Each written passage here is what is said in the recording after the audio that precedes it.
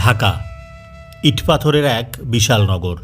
চারিদিকে শুধু গগনচুম্বী ভবন, রাস্তাঘাট আর মানুষের ভিড়।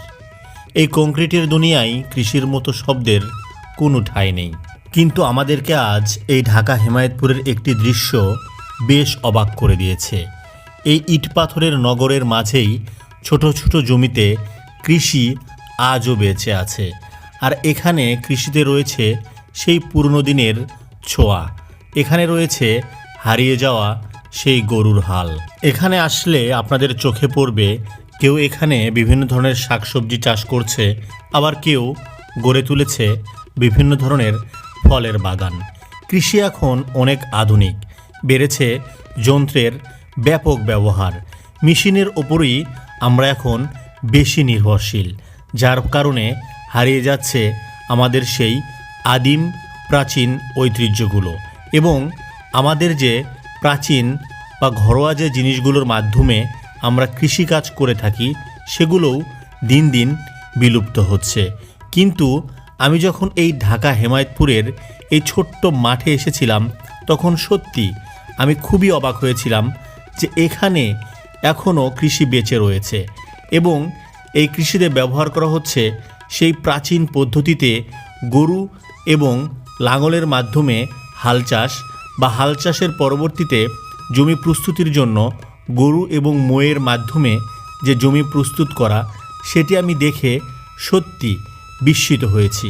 কারণ এই দৃশ্য এখন কৃষির যে প্রাচীন কেন্দ্র বা গ্রাম, যেখান থেকে কৃষি সারা দেশব্যাপী ছড়িয়ে যায়, সেই গ্রামেই অনেক আগেই এই হাল চাষ বা গরু দিয়ে মই দেওয়ার বা এই পদ্ধতিটা অনেক আগেই হারিয়ে গিয়েছে। কিন্তু ঢাকার মতো এত মেগা সিটির পাশেই এরকম দৃশ্য দেখে সত্যি অবাক হতে হয়। এখন আমরা যে জায়গা থেকে কথা বলছি এটি ঢাকা সাভারের হেমায়েতপুরে অবস্থিত এবং এই জমিতে বাবু হোসেন নামের একজন ভাই তার দুই পাখি জমিতে চাষ করছেন গাজর। এবং এই জমিতে যে গাজর রোপণ করা হচ্ছে তার বীজের দাম কেজি প্রতি ২৮,০০০ টাকা। এটা সত্যি আমাকে অবাক করেছে যে ১ কেজি গাজরের বীজের দাম ২৮,০০০ টাকা।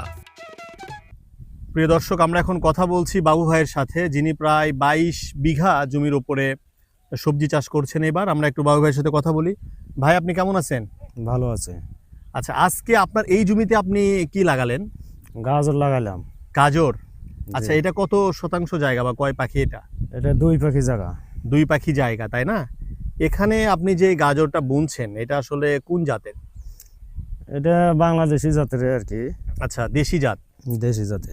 আচ্ছা, এই গাজর যে বুনলেন আপনার এই বীজের দাম কেমন ছিল? এই বীজের দাম কেজি হলো ২৮,০০০ টাকা। কেজি ২৮,০০০। আপনার এই 2 পাখিতে কতটুকু লাগছে? 1 কেজি। 1 কেজি, মানে 2 পাখি জমিতে প্রায় 1 কেজি ২৮,০০০ টাকার শুধু বীজই লাগছে। বীজে লাগে। বাহ, তাহলে তো অনেক দাম। আচ্ছা, আর এখানে আমরা দেখছিলাম যে আপনার এই যে গরুর হাল দিয়ে আপনার হচ্ছে জমিটা প্রস্তুত করছিলেন, এটার সুবিধাটা কি? গরু দিয়ে দিলে জিনিসটা সৌন্দর্য হয়, হুম।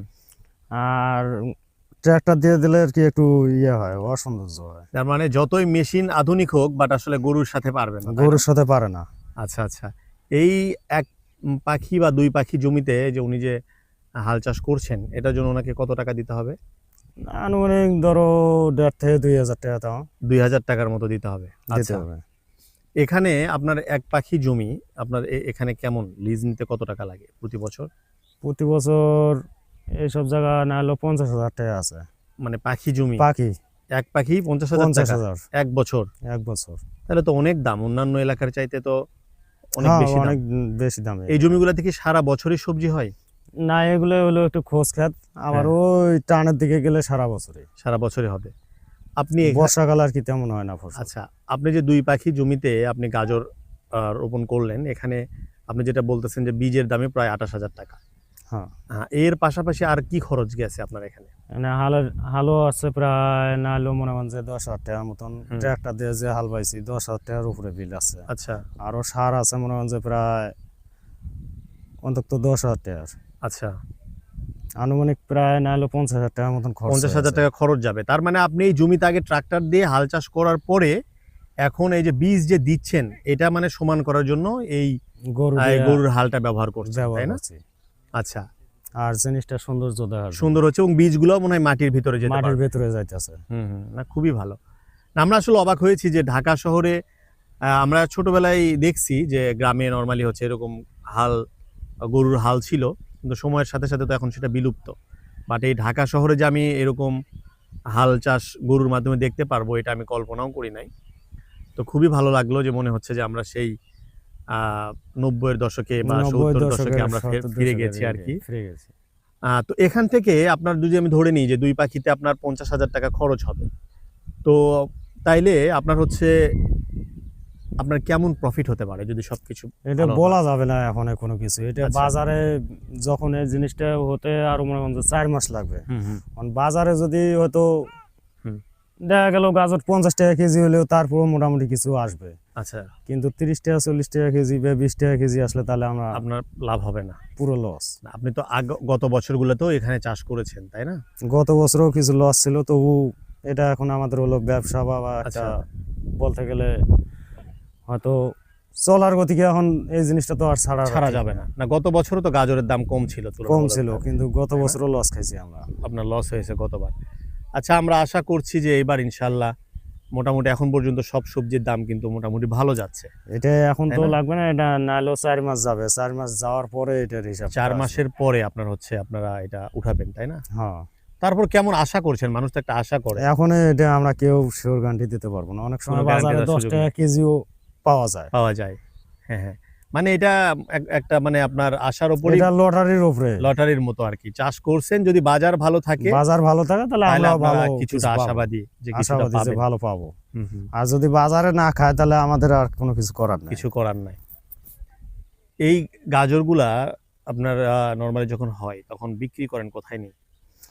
হয়তো ব্যাপারী আছে এখানে, ব্যাপারীরা ক্ষেতের থেকে নিয়ে যায়, হুম হুম, ওরাই ক্ষেত কিনে নিয়ে যাবে যখন বড় হবে একটু এরকম বেচার লাইক হলেই ওরাই আর কি এখান থেকে এদের দাম ধরে নিয়ে যাবে। হয়তো দেখা আচ্ছা। গেল 60,000 টাকা পাখি, 80,000 টাকাও পাখি, 50,000ও পাখি, এরকম। এরকম হুম, হিসাব। হুম।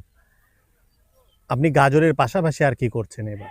এই যে পাতা ক্ষেত করছি আমরা, আচ্ছা, এই ধনা খাতটাও আপনার? এটাও আমার। আচ্ছা, প্রিয় দর্শক দেখুন এই পাশে বাবু ভাই কিন্তু ধনাও চাষ করেছেন। এখানে কত পাখি জায়গা এটা?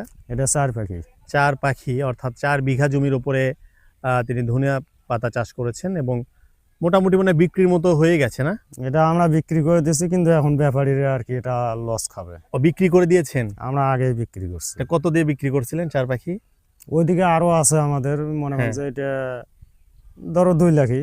মানে 50,000 টাকা বিঘা হ্যাঁ, পাখি। কিন্তু এখন ব্যাপারীরা আর কিন্তু কি ব্যাপারে খাবে। লস করবে, কারণ Loss হচ্ছে করবে। দাম কমে গেছে। দাম কমে গেছে। এখন কত করে বাজারে? এখন মনে হয় যে হয়তো তোমার 70 টাকা 80 টাকা কেজি, 70 থেকে আর 2,000 টাকা আর কি মন।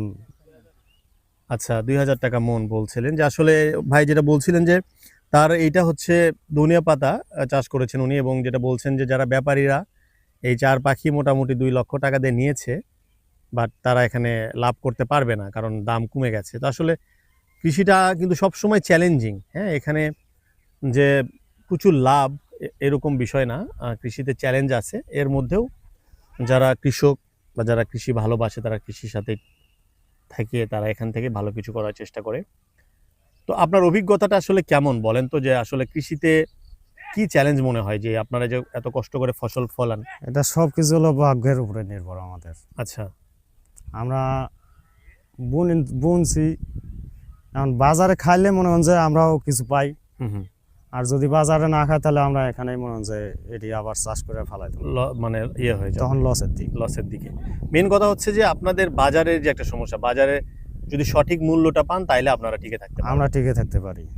আচ্ছা, তো প্রিয় দর্শক দেখুন, আপনারা যারা বিশেষ করে কৃষির সাথে সম্পৃক্ত হতে চান এবং যারা ভোক্তা রয়েছেন, যারা বাজার থেকে কোনো কিছু কেনাকাটা করেন, সেটা যে কোনো ধরনের সবজি হোক বা ফসল হোক, তো আমরা নর্মালি দেখা যায় যে একটু কোনো জিনিসের দাম বেড়ে গেলে আমরা একেবারেই মানে অনেকটা ইয়ে হয়ে যাই যে এত দাম বেড়ে গেল বা উদ্বিগ্ন হয়ে যায়। কিন্তু কৃষক কিন্তু আসলে খুব বেশি লাভবান হতে পারে না, কারণ তাদের যেভাবে দ্রব্যমূল্যের দাম বা সার কীটনাশক সব কিছুর দাম যেরকম বেড়ে গেছে, সে তুলনায় কিন্তু আসলে তারা এখানে টিকে থাকায় তাদের জন্য খুব কষ্টসাধ্য হয়ে গেছে। তারপরেও তারা টিকে আছেন, তাই না ভাই? আমরা চেষ্টা করতেছি আর কি। তো আচ্ছা, ঠিক আছে বাবু ভাই, আপনার জন্য শুভকামনা যে আপনি যেন যে আশা নিয়ে এখানে গাজর রোপণ করলেন, আশা করি যে আপনার গাজরের ফলাফল এবার ভালো হবে এবং আপনি ভালো বাজার পাবেন। ঠিক আছে, সেটা আল্লাহর উপরে নির্ভর। অবশ্যই আল্লাহর উপর তো অবশ্যই ভরসা আমাদের। তো দোয়া রাখি, ভালো থাকবেন। হ্যাঁ, আচ্ছা, আল্লাহ হাফেজ। আসসালামু আলাইকুম। এতক্ষণ আমরা কৃষক বাবু ভাইয়ের মুখেই শুনছিলাম কৃষিতে তার বিভিন্ন প্রতিবন্ধকতা এবং বিভিন্ন বাধার কথা। তিনি বলছিলেন যে কৃষিতে আসলে অধিকাংশ সময় তাদেরকে লসের সম্মুখীন হতে হয়। তারা এত কষ্ট করে শ্রমে ঘামে যখন একটি ফসল ফলান, কিন্তু তারা যখন বাজারে সেই ফসলটুকু বিক্রি করতে নিয়ে যান, তারা তার ন্যায্য দাম পান না। তাই তারা অনেক সময় হতাশ হন, কিন্তু তবু তারা কৃষির সাথে আছেন, কারণ এটিই তাদের প্রাণের পেশা, তাদের আদিম পেশা। তারা এখনও স্বপ্ন দেখেন যে একদিন হয়তোবা কৃষিতে বিপ্লব ঘটবে, তারা ঘুরে দাঁড়াবে এবং একসময় বাংলাদেশের কৃষি মাথা উঁচু করে দাঁড়াবে। আমরাও বিশ্বাস করি বাবু ভাইয়ের মতো যে উদ্যমী তরুণ যারা রয়েছে, যারা কৃষিতে নতুন করে সম্পৃক্ত হচ্ছে, তারাই একদিন দিন বদল করবে, তারাই একদিন বাংলাদেশের কৃষিকে নিয়ে যাবে বিশ্ব দরবারে। কারণ কৃষি এমন একটি পেশা যা কখনোই বিলুপ্ত হবে না, কারণ কৃষি আমাদের একমাত্র আদিম পেশা। আর কৃষি যে বিলুপ্ত হবে না তার উজ্জ্বল দৃষ্টান্ত আমাদের আজকের এই ভিডিও। কারণ আপনারা দেখুন, এই ঢাকা শহরে এত যান্ত্রিকতা, তার মাঝেও কিন্তু কৃষি এখনও টিকে রয়েছে এবং কৃষিতে ব্যবহার হচ্ছে সেই আদিম পদ্ধতি। তাই অবশ্যই কৃষি কখনো হারিয়ে যাবে না, এটি আমরা বলতেই পারি। প্রিয় দর্শক, আমরা আমাদের আজকের ভিডিওর একেবারে শেষ পর্যায়ে চলে এসেছি। আমাদের ভিডিওটি যদি আপনাদের ভালো লেগে থাকে তাহলে অবশ্যই আমাদের চ্যানেল স্বদেশ এগ্রোকে সাবস্ক্রাইব করে আমাদের সাথেই থাকবেন, কারণ স্বদেশ এগ্রো সবসময় কৃষকের সাথে এবং কৃষির সাথেই আছে। স্বদেশ এগ্রো সবসময় চেষ্টা করে কৃষকের দুঃখ, কষ্ট, সফলতা সব কিছু আপনাদের সামনে তুলে ধরতে, এবং আমরা সবসময় চেষ্টা করি সততার সাথে এই বিষয়গুলো আপনাদের সামনে তুলে ধরতে। তাই আমরা চাই আপনারা আমাদের পাশেই থাকবেন। আপনাদের সাথে আবারও কথা হবে পরবর্তী ভিডিওতে। সে পর্যন্ত সবাই ভালো থাকবেন, সুস্থ থাকবেন। আল্লাহ হাফেজ।